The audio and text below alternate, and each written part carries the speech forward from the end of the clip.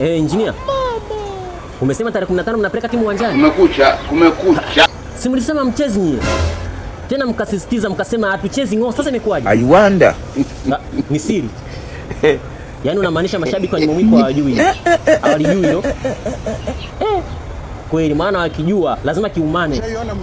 Kwa sababu nyie viongozi wa Nyamwiko mjifanya nyie nginja yani. Mkasema muweze kukubali mpaka viongozi wa bodi ya ligi wajiuzuru.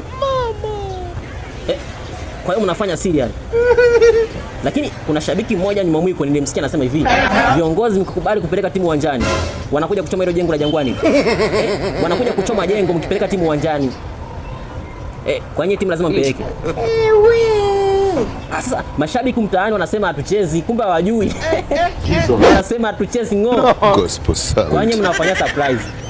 Alafu sasa ndo mfanye surprise alafu mfungwe. Na sio mfungwe, lazima mfungwe.